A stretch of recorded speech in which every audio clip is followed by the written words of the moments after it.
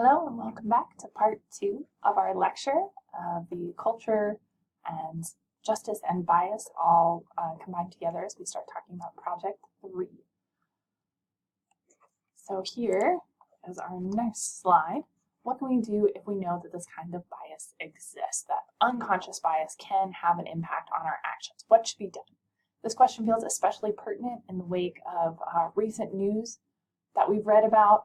Ferguson, Staten Island, North Charleston, and elsewhere, there have been instances where how somebody perceived a specific cultural group impacted the decisions they made and oftentimes caused them to turn to violence, which created a lot of tragedy. So it takes on special urgency, this idea of unconscious bias, with the media, the public, and law enforcement officials becoming more aware that this kind of bias can have an impact on the criminal justice system and on the way that people interact with each other.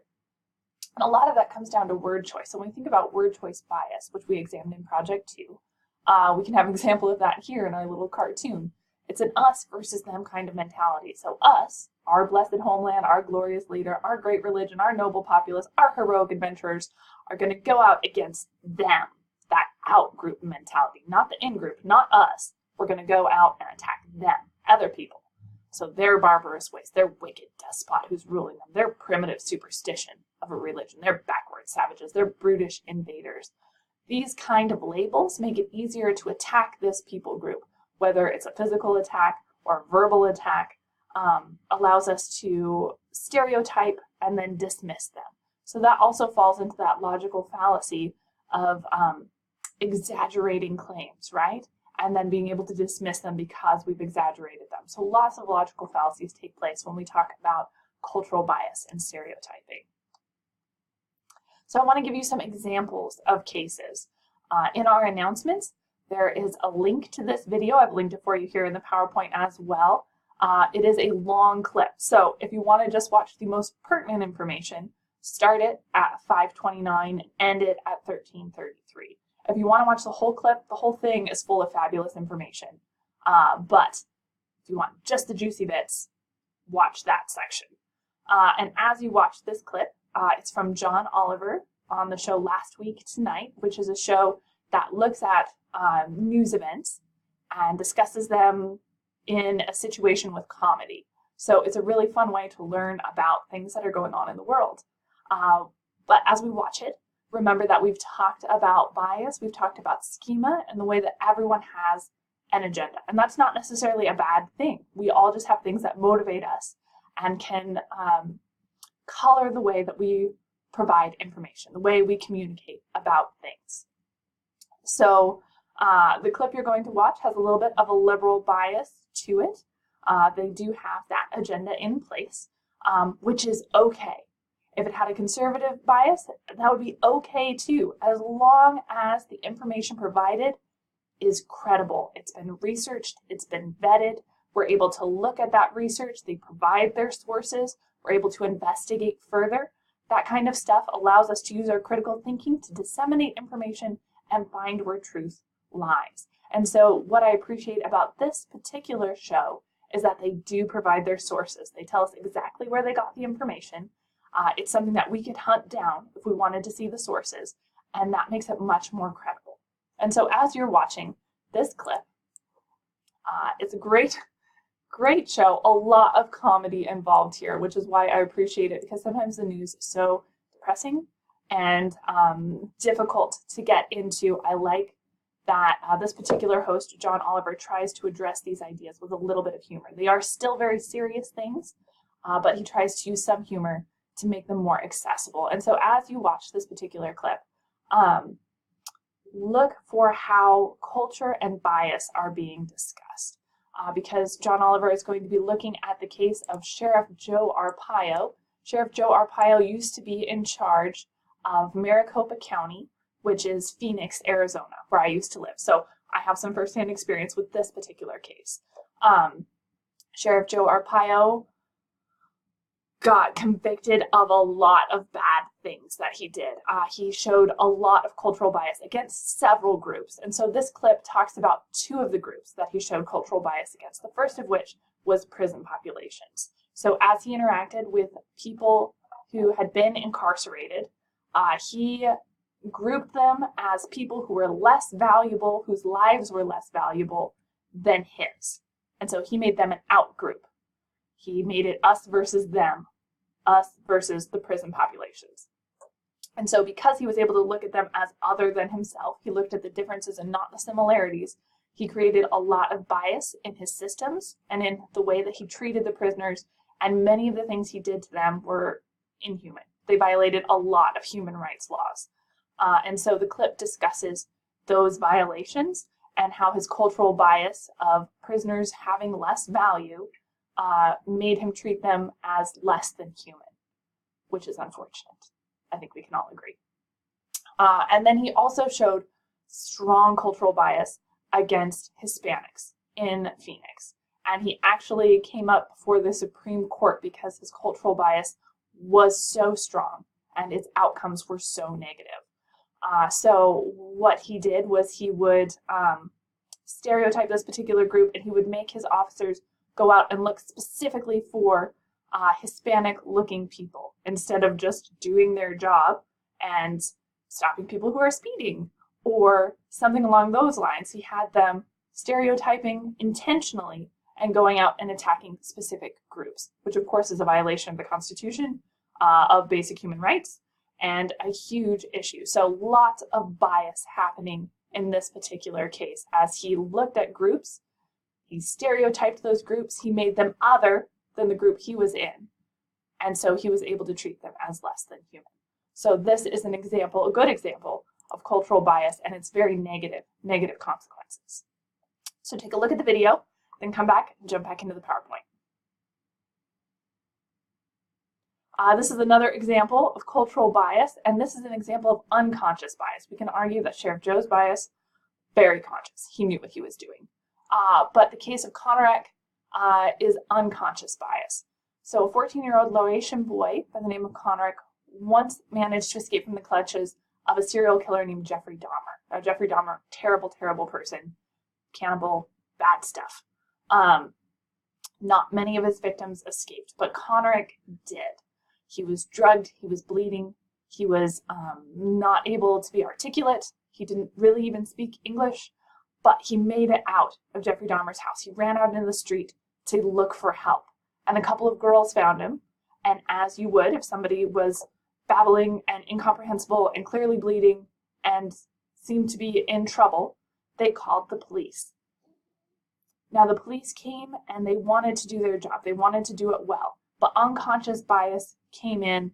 They felt uncomfortable because Jeffrey Dahmer came out of the house, found the girls and the police with Conrek, and described his relationship with Conrek as his homosexual lover, which made the police in this very small town very uncomfortable. And so instead of investigating further, they just sent the boy home with Dahmer. And of course that led to his death, which is very, very sad and not something that anyone in that situation intended, right? It was just some unconscious bias that they were deeply uncomfortable with a homosexual relationship, so they didn't really want to get invested in a lover's spat. And so they just made the easy decision because that bias existed. Not because they wanted to be bad people, not because they wanted Conrek to die, of course, but because they had some unconscious bias. And we all have unconscious bias, which is why this unit is important, so that we can take a look at what motivates us and how we can become more aware of those motivations. Lots of more examples available. I'm just going to cover a couple of them. The stop and frisk policy, words are hard. In 2002, data showed that the New York City was implementing its stop and frisk policy. That means they would stop people and they would frisk them. They would check to make sure that they didn't have anything bad. White people generally made up about 10% of the folks who were getting stopped, whereas 45% of the city was made up of Caucasians. So those numbers should have been closer, 10%, 45%. Huge mismatch, right? Black and Latino people made up more than 80% of the stops, despite being just over half of the population. So huge disparity once again there. Stopped way more often than their population numbers really should have signified. So consistently between 85 and 90% of such stops produced no arrest, no citation, no evidence of criminal activity. It was just stereotyping and just a terrible thing to make people stop, to embarrass them in this way, to have no reason for it, and really have no outcomes, because in 90% of the stops, they hadn't done anything wrong. So that kind of institutionalized cultural bias is very problematic as well. The entire Holocaust is an example of cultural bias. Good heavens. The Nazis biased against the Jewish population, against the Roma population, or gypsies, against anyone who was ill or disabled. Anyone who fell within those groups, those them groups, those out groups, was victimized by the Nazi Party. So the Holocaust was genocide, obviously. 6 million European Jews were murdered because people created these in-group, out-group situations. And because those people were not us, it was okay to do inhuman things to them. So the entire Holocaust, an example of cultural bias. In recent news last year, so fairly recent, some racial profiling happened at some of the highest levels of our government, where entire countries were being culturally stereotyped and then labeled as less worthy, as less than human, particularly Haiti and African nations when they were asking for aid and asylum. A lot of conviction data, because I talked about the criminal justice system, very easy to study because there is so much accountability there. Cases in which African Americans were killed by police or died while in custody have risen to nationwide prominence because we have so much news coverage. We're seeing more and more of this. There was a case that just resolved itself a few months ago where an off-duty Dallas officer went into the wrong house. She thought she was going to her house. She went into her neighbor's house. Her neighbor was shot and killed because the police officer thought that it was a home intruder. So cultural bias happening there.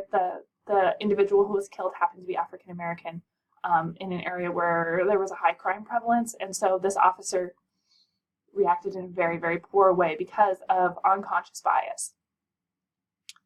To see how the cases were processed in the judicial system, with these kinds of interactions between police and the African American community. The research tracked the outcomes of 15 high-profile deaths from 2014 to 2016. In some of these cases, the police offered an explanation for their actions, but many viewers of raw footage, police cam footage, or cell phone footage concluded that the actions were, of course, unjustified. So officers were indicted or charged in 8 of the cases. Only 3 of the cases resulted in convictions. Only 1 came with a prison sentence after a guilty plea. So a huge disparity in justice and how different groups are treated within the justice system. The police didn't face the consequences that another group might have faced in this particular situation, based on the research that we have available. So our essay, as we go into Project 3, it's been argued that Agatha Christie might have been ahead of her time regarding stereotypes. She really worked with stereotypes. So in the novel, the prejudices are subtly criticized and used to lead the unwary reader astray, particularly when Monsieur Bach is talking about Italians or when the doctor's talking about women. Rather than being diatribes against racial prejudice, which wouldn't have been nearly so effective, a high-quality crime fiction shows us the tragedy of stereotyping and lets us draw our own conclusions by holding a mirror up to society. It says, this is fiction, but this fiction is based on reality. And so fiction holds this mirror to society because readers recognize the truth that cultural bias happens far too often, and that this bias often results in bad ends for those profiled. If Poirot had not been a part of the case, the Italian would have gone to jail, right? So the bottom line for this essay, you're going to select one of the cases from our list in Canvas, our topics list, and argue whether cultural bias had an impact on the end result of the event. Plan to discuss the role of stereotypes, of logical fallacies, and the us versus them mentality. So take a moment, look at the prompt, look at our list. We'll be talking about those things next week. As always, reach out with any questions, and I'll be happy to help. Check the discussion board for your homework over the weekend.